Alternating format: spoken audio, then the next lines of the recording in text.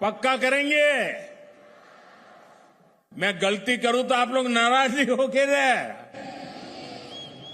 वाकई असम के लोगों का हृदय बहुत विशाल है। साथियों, ये गीत है बिस्सा बिजोई नौजवान, बिस्सा बिजोई नौजवान, होक्ती हाली भारतोर, उलाई आहा उलाई आहा। होरान तुमी विप्लवर,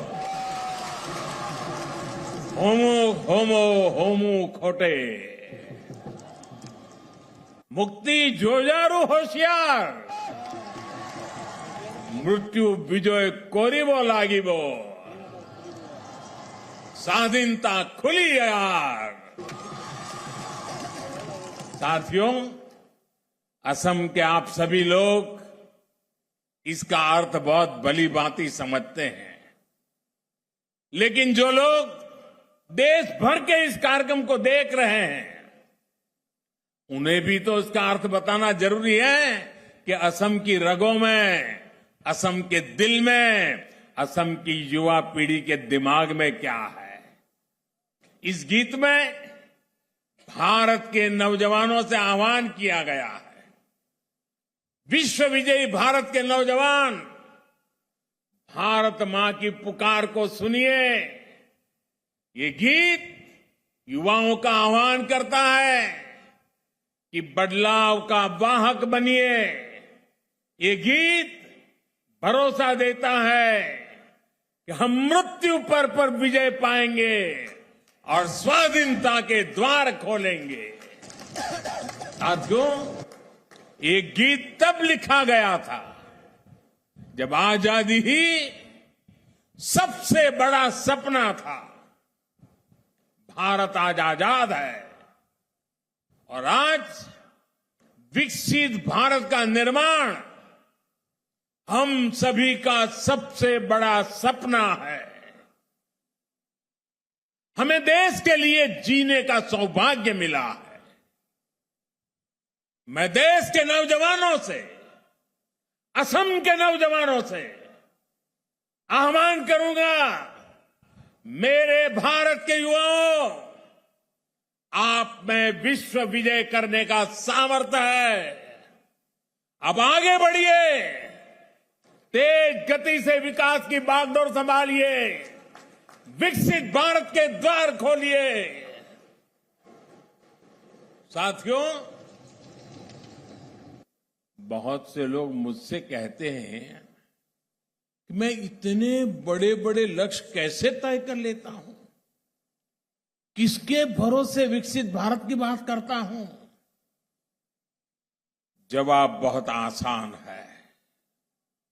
मेरे भीतर से निकली हुई आवाज कहती है, मेरा भरोसा आप लोगों पर है। मेरा भरोसा देश के नौजवानों पर है। मेरा भरोसा 140 करोड़ देशवासियों पर है। हमारी सरकार का प्रयास है कि आपके रास्ते में आने वाली हर अड़चन को जल्द से जल्द दूर करने का प्रयास किया जाए। हम पूरी ईमानदारी से आपके लिए मेहनत करने में कोई कसर नहीं छोड़ते हैं। आज यहां जिन परियोजनाओं का शिलान्यास और लोकार्पण हुआ है, ये भी इसी का एक उदाहरण है।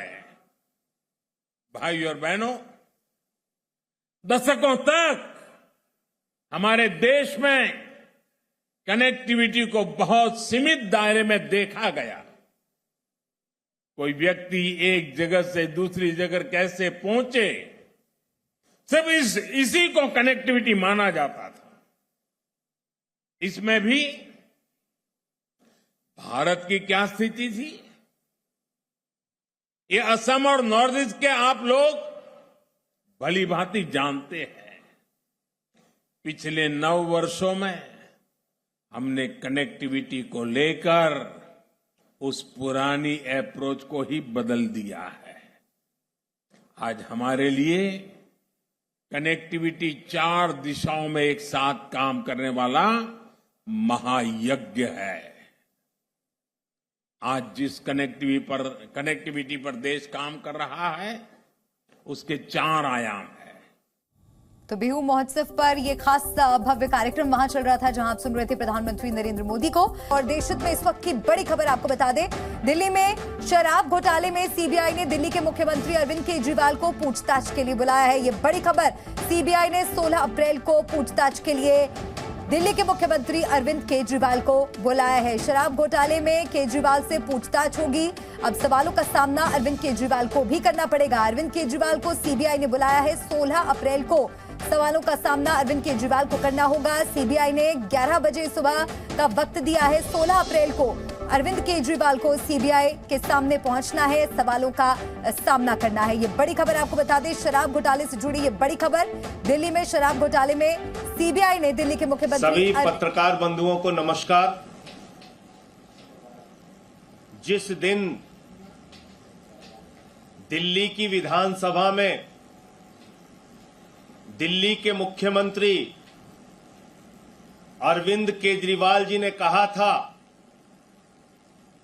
कि देश के प्रधानमंत्री नरेंद्र मोदी जी के दोस्त, उनके दोस्त की कंपनी में लगा हुआ लाखों करोड़ का काला धन दरअसल देश के प्रधानमंत्री नरेंद्र मोदी का पैसा है। उसी दिन मैंने अरविंद जी से कह दिया था, अरविंद जी अगला नंबर अब आपका होगा।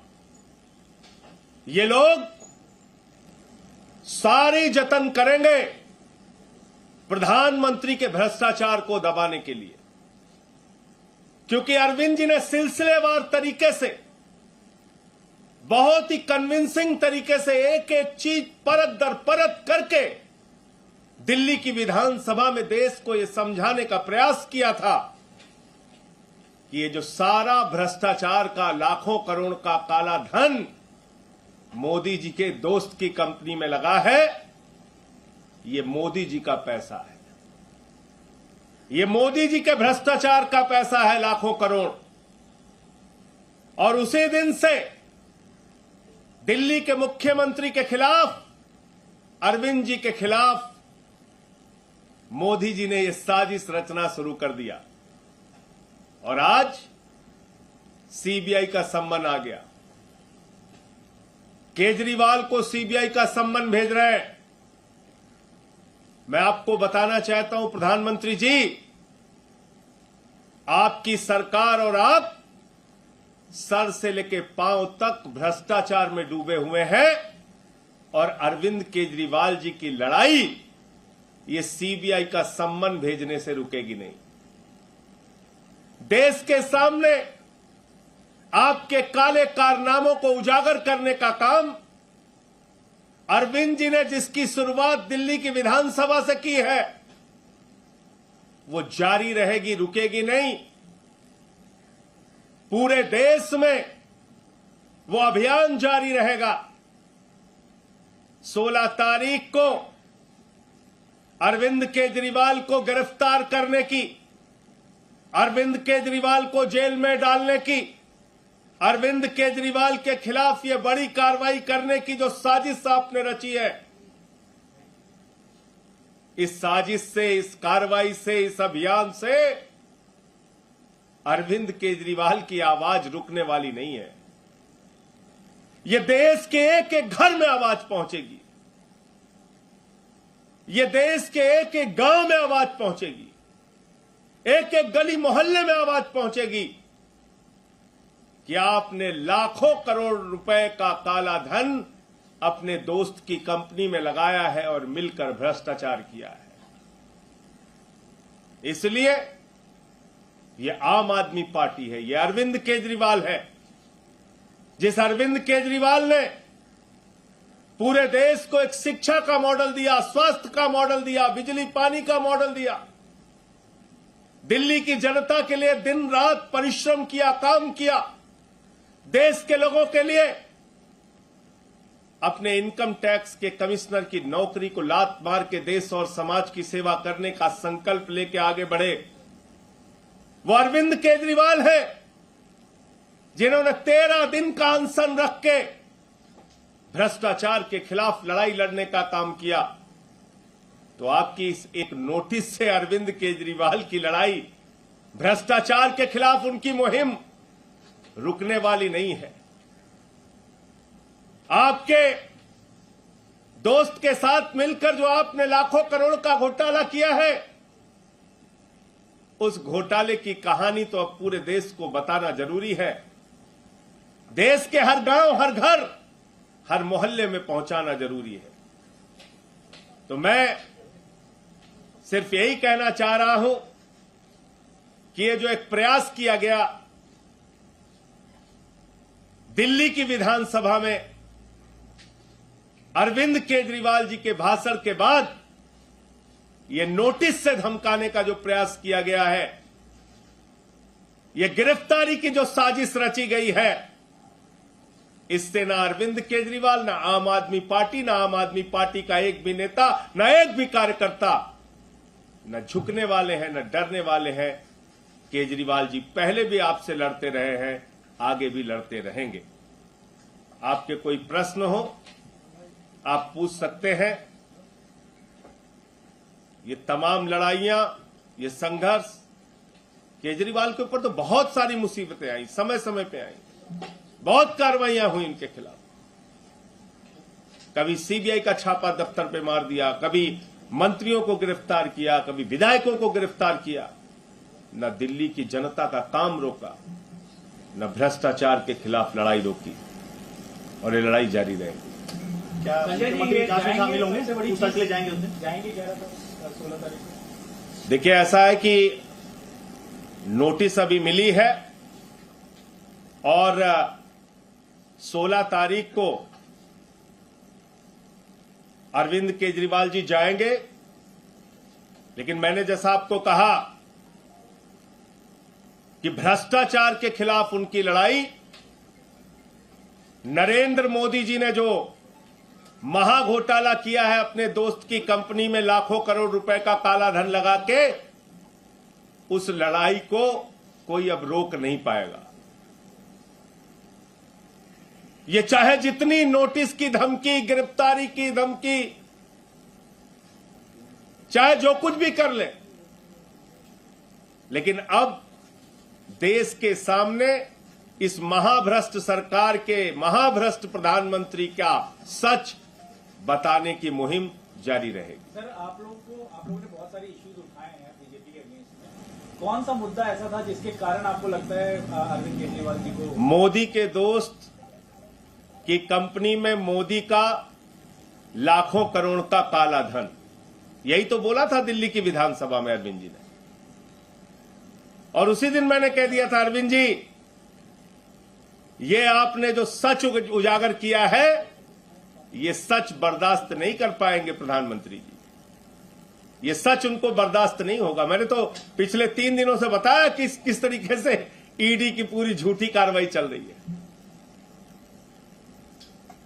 आज अरविंद केजरीवाल को नोटिस आ गया, तो क्यों आया? क्योंकि बहुत सारी चीजें परत दर परत करके उन्होंने विधानसभा में जो भाषण दिया था, उसमें समझाया था, बताया था कि सारा का सारा काला धन नरेंद्र मोदी का पैसा है, नरेंद्र मोदी का। मोदी तो केजरीवाल से पूछताछ पर आम आदमी पार्टी का बयान अब सामने आया है। अडानी पर सवाल उठाए तो पूछताछ के लिए अरविंद केजरीवाल को बुला लिया गया। विधानसभा में केजरीवाल ने सवाल उठाए थे, सच उजागर किया था, जिसकी वजह से अब मुख्यमंत्री अरविंद केजरीवाल को भी निशाने पर लिया है। पीएम मोदी अडानी पर सवाल उठाने की वजह से अरविंद केजरीवाल को पूछताछ के लिए बुलाया है। आम आदमी पार्टी का ये बयान, इस वक्त की बड़ी खबर आपको बता दें, संजय सिंह प्रेस कॉन्फ्रेंस कर रहे हैं और मीडिया के सवालों का जवाब भी उन्होंने दिया। हालांकि उन्होंने यही कहा कि करप्शन के खिलाफ लड़ाई जारी रहेगी। बलराम पांडे मेरे सहयोगी मेरे साथ जुड़ गए हैं। बलराम, संजय सिंह को अभी हम सुन रहे थे और वो कह रहे हैं कि इसकी साफ तौर पे वजह यही है कि किस तरह से अरविंद केजरीवाल ने सच उजागर किया तो अब उन्हें निशाने पर ले लिया है।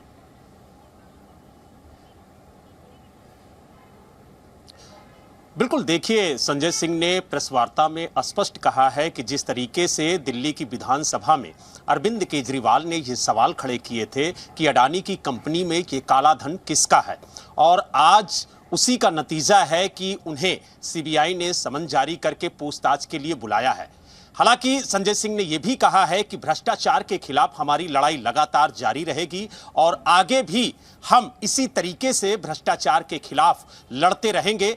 हम समन से डरने वाले नहीं हैं, हम गिरफ्तारी से डरने वाले नहीं हैं, हम पूछताछ में पूरा सहयोग करेंगे। और उन्होंने स्पष्ट तौर से कहा है कि 16 अप्रैल को दिल्ली के मुख्यमंत्री अरविंद केजरीवाल सीबीआई की पूछताछ में शामिल होंगे और जो भी सवाल सीबीआई उनसे करेगी उसका जवाब वो देंगे। लेकिन जिस तरीके से भ्रष्टाचार के खिलाफ अरविंद केजरीवाल लगातार लड़ाई लड़ रहे हैं और उन्होंने ये भी कहा कि हम लोग भ्रष्टाचार की लड़ाई को लेकर के ही पार्टी बनाए हुए हैं और पार्टी में जिस तरीके से भ्रष्टाचार के खिलाफ काम किया जा रहा है और जिस तरीके से अडानी के मुद्दे पर केजरीवाल जी लगातार जवाब मांग रहे हैं, उन मुद्दों को पीछे छोड़ने के लिए, उन मुद्दों को दबाने के लिए और कहीं ना कहीं आम आदमी पार्टी और केजरीवाल पर दबाव बनाने के लिए ये समन जारी किया गया था।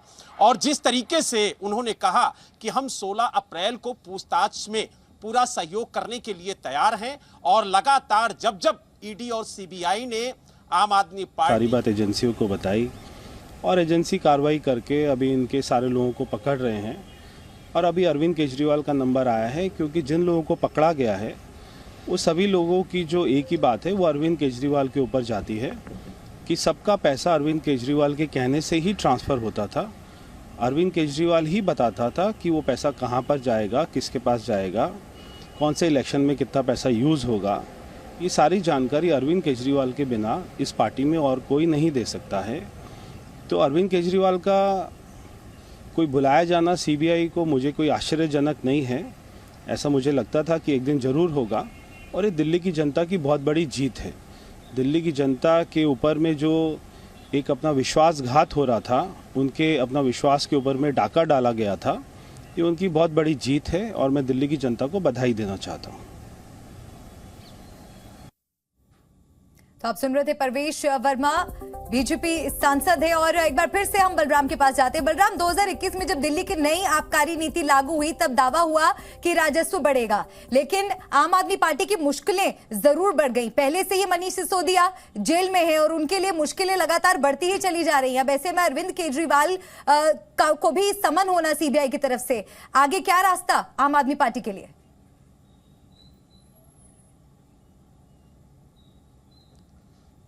देखिए, जिस तरीके से कथित शराब घोटाला सामने आया और उसके बाद सीबीआई ने पहले मामला दर्ज किया और उसके बाद ईडी ने इस पूरे मामले की इन्वेस्टिगेशन शुरू की। हालांकि ईडी ने भी एफआईआर दर्ज कर मनीष सिसोदिया की गिरफ्तारी की है। सीबीआई पहले ही मनीष सिसोदिया को गिरफ्तार कर चुकी है। इससे पहले भी कई लोग गिरफ्तार हो चुके हैं, 1-2 नहीं बल्कि 3-3 चार्जशीट भी दाखिल हो चुकी हैं। हालांकि अभी तक मनीष सिसोदिया का चार्जशीट में नाम नहीं है, लेकिन जिस तरीके से दिल्ली के मुख्यमंत्री अरविंद केजरीवाल को सीबीआई ने समन जारी किया और उन्हें 16 अप्रैल को पूछताछ के लिए बुलाया है, तो कहीं ना कहीं जो कथित शराब घोटाला है उसके जांच की जो आंच है, जो बार बार भारतीय जनता पार्टी कह रही थी कि इस जांच की आंच अरविंद केजरीवाल तक पहुंचेगी और एक दिन उनसे भी सीबीआई और ईडी पूछताछ करेगी। और जिस तरीके से चाहे वो दिनेश अरोड़ा हो या फिर जिन जिन लोगों को सीबीआई ने, ईडी ने गिरफ्तार किया, उनसे जब पूछताछ की गई तो कहीं ना कहीं जो पूछताछ में सुई है वो अरविंद केजरीवाल के इर्द गिर्द ही घुमाती हुई जांच एजेंसियां नजर आई हैं। क्योंकि बार बार ये कहा गया कि जो भी मसौदा तैयार हुआ नई शराब नीति का, वो मुख्यमंत्री के आवास पर हुआ और वहीं पर बैठकर जो भी शराब नीति में फेरबदल था वो किया गया। तो कहीं ना कहीं जो पूछताछ की आंच थी वो मुख्यमंत्री तक पहुंचनी थी और यही वजह है कि सीबीआई ने समन जारी करके 16 अप्रैल को पूछताछ के लिए मुख्यमंत्री अरविंद केजरीवाल को बुलाया है। लेकिन अब देखने वाली बात यह होगी कि जिस तरीके से पिछले 3 दिनों से संजय सिंह ईडी को लेकर के एक के बाद एक खुलासे कर रहे थे और जिस तरीके से आरोप लगाया गया था कि मनीष सिसोदिया ने इस नई शराब नीति को बनाने के लिए कई मोबाइल फोन और कई सिम यूज किए थे और उनको फिर नष्ट किया गया, तो उस पर भी आज संजय सिंह ने खुलासा किया कि 5 मोबाइल फोन तो ईडी के पास ही हैं और बाकी जो 9 मोबाइल फोन है वो उनके कर्मचारियों के पास है, क्योंकि ईडी और सीबीआई ने ये कहा था। और ईडी की पूरी प्रक्रिया पर जिस तरह से वो कार्रवाई को आगे बढ़ा रहे हैं, इसको लेकर भी प्रेस कॉन्फ्रेंस संजय सिंह कर चुके हैं। बलराम, मैं लौटूंगी आपके पास, जानकारी आपसे लूंगी, लेकिन इस बीच एक और बड़ी खबर हम बता दें हमारे दर्शकों को कि केजरीवाल को नोटिस पर बीजेपी का बयान सामने आया है। दिल्ली की जनता की बड़ी जीत है, ऐसा परवेश वर्मा बीजेपी सांसद की तरफ से कहा गया है। हर एक भ्रष्टाचारी का अंत जरूर होगा और इस बड़ी सियासी खबर पर अब प्रतिक्रियाएं भी आ रही हैं, वो भी आपको सुनाते हैं। मैं दिल्ली की जनता को बधाई देता हूं कि आपका ये संघर्ष रंग लाया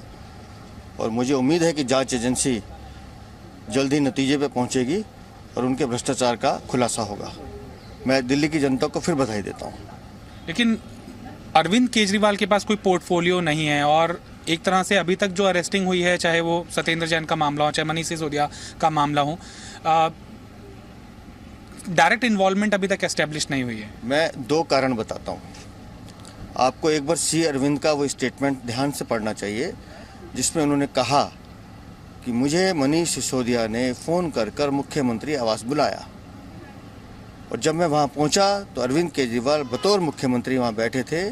उनके सामने मुझे कहा गया कि आप कार्यनीति में ये बदलाव करके लाइए। वो सारे बदलाव वो थे जिनमें भ्रष्टाचार हुआ। तो मुख्यमंत्री वहाँ बैठे हैं, उनकी उपस्थिति में ये बात हुई है तो वो अपना दोष तो नहीं छुपा सकते। दूसरी बड़ी बात जो संवैधानिक बात है, इस आप कार्यनीति को अरविंद केजरीवाल की अध्यक्षता वाले मंत्रिमंडल ने पारित किया था। तो जिस मंत्रिमंडल के मुखिया आप हैं, 16 तारीख को अरविंद केजरीवाल जी को सीबीआई ने सम्मन करके बुलाया है। कानून अपना काम कर रहा है हमारे हिसाब से। कानून से डरना नहीं चाहिए अगर आपने कुछ नहीं किया तो, लेकिन अगर आपने किया है तो कानून अपना काम करेगा, कानून को आपको जवाब देना पड़ेगा। के अरविंद जो मनीष सिसोदिया के पीएस थे, उन्होंने अपने स्टेटमेंट में साफ कहा है कि जो भी हुआ है, जो भी डीलिंग हुई है, वो अरविंद केजरीवाल के घर पर हुई है, अरविंद केजरीवाल के कहने पर हुई है। तो इस बात का जवाब तो अरविंद केजरीवाल को देना पड़ेगा। अगर सीबीआई ने बुलाया है तो कानून अपना काम कर रहा है, लेकिन अपने आप को कट्टर ईमानदार जो घोषित करने वाले लोग जरा बता दें कि अभी तक मनीष सिसोदिया की रिहाई नहीं हुई है, मनीष सिसोदिया को बेल नहीं मिली है। यही मामला आपने कट्टर ईमानदारी का सर्टिफिकेट सत्येंद्र जैन को दिया। एक बार फिर से हम बलराम का रुख करेंगे। बलराम, आम आदमी पार्टी और भारतीय जनता पार्टी इस मामले में लगातार आमने सामने रही है और अब तो जुबानी जंग और तेज हो गई है। एक तरफ आम आदमी पार्टी ये कहती है कि हमें सच बोलने की वजह से ये अंजाम भुगतना पड़ रहा है, तो दूसरी तरफ भाजपा कहती है कि भ्रष्टाचारियों का यही अंजाम होगा।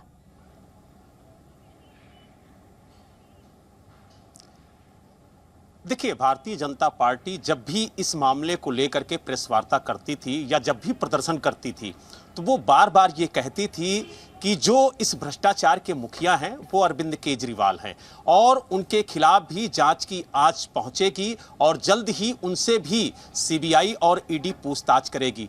मुझे याद है अच्छी तरह से कि जिस तरीके से अभी जो बीजेपी सांसद हैं प्रवेश वर्मा कह रहे थे कि इसमें दिल्ली वासियों को खुश होना चाहिए कि अब सीबीआई ने समन जारी करके अरविंद केजरीवाल को पूछताछ के लिए बुलाया है। तो आपको बता दें कि मार्च महीने में भी उन्होंने मीडिया के सामने आकर कहा था कि जल्द ही जो अरविंद केजरीवाल हैं उनसे जांच एजेंसियां पूछताछ करेंगी और वो भी जांच के घेरे में आएंगे। और जिस तरीके से बार बार भारतीय जनता पार्टी के नेता, विधायक, सांसद ये कहते हुए नजर आ रहे थे कि जल्द ही अरविंद केजरीवाल से भी पूछताछ की जाएगी क्योंकि उनके घर में बैठकर शराब नीति तैयार की गई। जो शराब नीति में बदलाव हुआ वो मुख्यमंत्री आवास पर हुआ है, तो कहीं ना कहीं उनके संरक्षण में ये पूरा जो खेल खेला गया है वो हुआ है।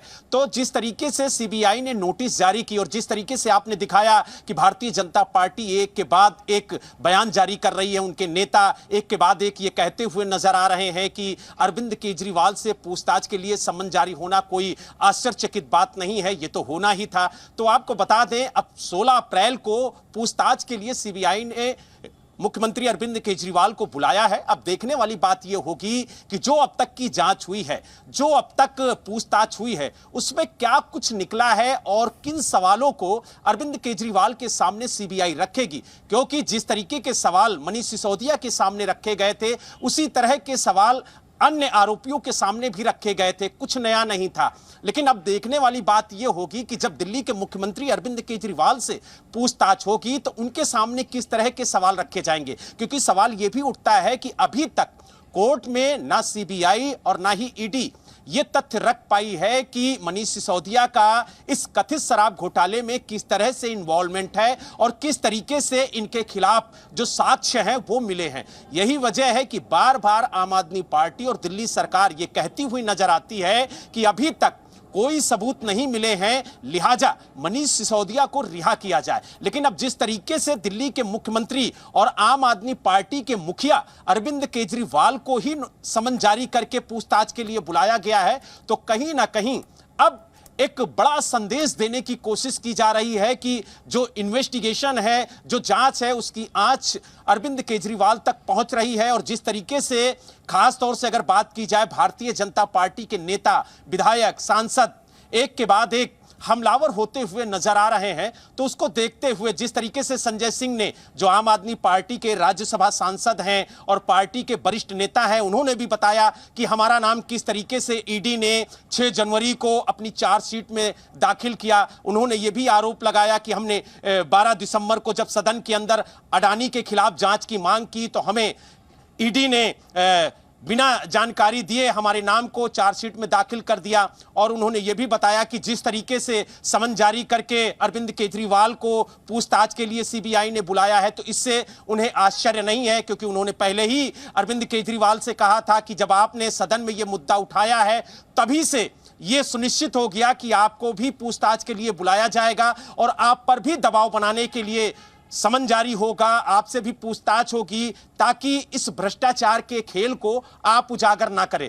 तो आरोप प्रत्यारोप का जो सिलसिला है, चाहे वो आम आदमी पार्टी की तरफ से हो या फिर भारतीय जनता पार्टी की तरफ से हो, दोनों तरफ से जारी है। लेकिन जिस तरीके से जांच एजेंसियां काम कर रही हैं और जिस तरीके से एक के बाद एक जांच एजेंसियों पर आरोप लगाए जा रहे हैं, वो एक बड़ा सवाल है। क्योंकि आम आदमी पार्टी बार बार ये आरोप लगा रही है कि जो जांच एजेंसियां हैं उनका दुरुपयोग किया जा रहा है। और आपने देखा भी होगा कि बलराम, लौटूंगी आपके पास। एक बड़ी खबर आ रही है, अंबेडकर जयंती समारोह में केजरीवाल ने केंद्र सरकार पर हमला बोला है। ये बड़ी खबर इस वक्त की अरविंद केजरीवाल को सीबीआई ने 16 अप्रैल को पूछताछ के लिए बुलाया है। ये एक बड़ी खबर है और इसके साथ ही अंबेडकर जयंती समारोह में केजरीवाल ने अपनी बात रखी है, सुनाते हैं आपको। कई राष्ट्र विरोधी ताकतें हैं जो इस देश को आगे नहीं बढ़ने देना चाहते। ऐसा कौन हो सकता है जो ये नहीं चाहता कि गरीबों के बच्चों को अच्छी शिक्षा मिले? ऐसा कौन हो सकता है जो नहीं चाहता कि दलितों के बच्चों को अच्छी शिक्षा मिले? अगर अच्छी शिक्षा मिलेगी तो बच्चे आगे बढ़ेंगे, बच्चे आगे बढ़ेंगे तो देश आगे बढ़ेगा, देश का विकास होगा, तरक्की होगी। वो कौन लोग हैं जो नहीं चाहते कि देश तरक्की करे? वो कौन लोग हैं जो नहीं चाहते कि देश के गरीब बच्चों को अच्छी शिक्षा मिले? उन सारे लोगों ने मिलकर मनीष सिसोदिया को जेल भेज दिया। ऐसे सारे लोगों ने मिलकर मनीष सिसोदिया को जेल भेज दिया जो नहीं चाहते कि गरीबों के बच्चों को, दलितों के बच्चों को अच्छी शिक्षा मिले। ये देश के दुश्मन हैं। जिन लोगों ने मनीष सिसोदिया को जेल भेजा है वो देश के दुश्मन है कि नहीं है?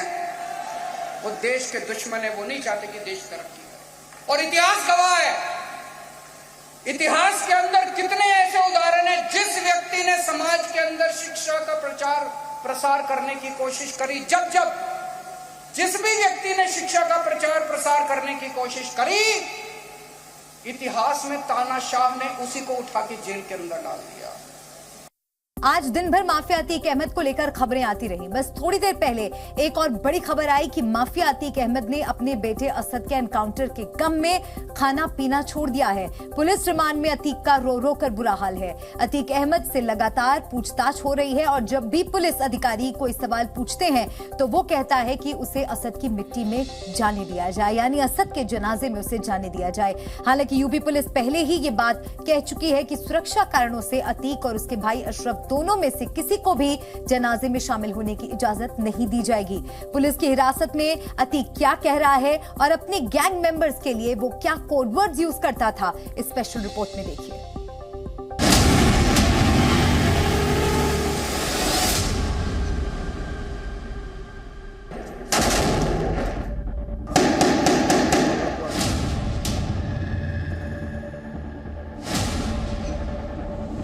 माफियागिरी मिट्टी में मिल गई।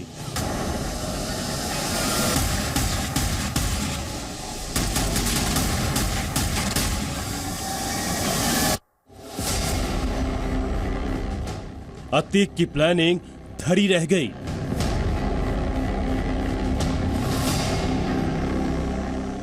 गुनाहों के हिसाब की बारी।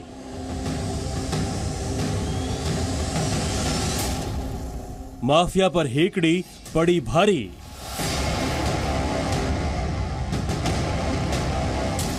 बेटे के एनकाउंटर के बाद अतीक अहमद पूरी तरह टूट चुका है। प्रयागराज में पूछताछ के दौरान अतीक अहमद अपना परिवार बिखरने के दर्द में रोता नजर आया। अतीक ने आंसू बहाए, गिड़गिड़ाया और पुलिस के सामने अपना गुनाह भी कबूल किया। अतीक अहमद 4 दिन की पुलिस रिमांड पर है। उमेश पाल मर्डर केस की साजिश अतीक ने कैसे रची, इसी पर उससे सवाल किए जा रहे हैं। शुरुआती पूछताछ में अतीक ने कबूल किया कि उमेश पाल को मारने की पूरी प्लानिंग उसने ही की थी। अतीक ने बताया कि कैसे वो उमेश पाल की ओर से की जा रही बयानबाजी से चिढ़ गया था और कैसे उसने अपना खौफ बनाए रखने के लिए उमेश पाल की हत्या दिन दहाड़े करने का ऑर्डर दिया। अतीक ने उमेश के साथ उसकी सुरक्षा में तैनात गनर को भी मारने का प्लान तैयार किया ताकि प्रयागराज के लोगों को अतीक के जिंदा होने का एहसास हो सके। अतीक ने यह भी कबूल किया कि उसके कहने पर ही बेटा असद प्लानिंग में शामिल हुआ और अशरफ ने हत्या के लिए शूटर्स का इंतजाम किया। पुलिस रिमांड में पूछताछ के दौरान अतीक अहमद ने उमेश पाल मर्डर की साजिश रचने की बात कबूल की है। अतीक ने माना है कि कैसे उसने ही पूरा प्लान बनाया और वो क्या संदेश देना चाहता था। अतीक ने यह भी बताया कि वो उमेश पाल के बयानबाजी से परेशान हो चुका था और उसे हटाने के लिए पुख्ता इंतजाम भी किया। अतीक ने साजिश रचने से लेकर शूटर्स के इंतजाम करने तक की पूरी कहानी पुलिस के सामने बयान की है। अतीक अहमद अपना माफिया राज कायम करने के लिए बेटे को जुर्म के दलदल में धकेलने से भी बाज नहीं आया, लेकिन उसका यही कदम उसके माफिया राज के खात्मे के लिए अहम कड़ी बन गया। जिस असद के दम पर वो अपना गैंग जिंदा रखना चाहता था, वही बेटा अब मारा जा चुका है। माफिया अतीक अहमद के घर से एक मोबाइल फोन मिला है। उससे अतीक गैंग का एक कोडवर्ड डिकोड हो रहा है। सूत्रों के मुताबिक अतीक कोडवर्ड में बातचीत करता था। अतीक के बेटे असद का कोडवर्ड था राधे। शूटर गुलाम का कोडवर्ड था उल्लू। बमबाज गुड्डू मुस्लिम के लिए कोडवर्ड जो इन्होंने रखा था वो था मुर्गी। तो ये तमाम खुलासे एक एक कर हो रहे हैं। किस तरह से कोड वर्ड्स का इस्तेमाल किया जाता था अपनी बातचीत में, उसका भी खुलासा हो रहा है। अतीक का मोबाइल अब एक एक राज खोल रहा है। क्या कोड वर्ड्स वो इस्तेमाल करता था वो भी हम आपको दिखा रहे हैं। परिवार का जिम्मेदारी से ख्याल रखना, ऐसा अपने भाई अशरफ को कह रहा है अतीक अहमद।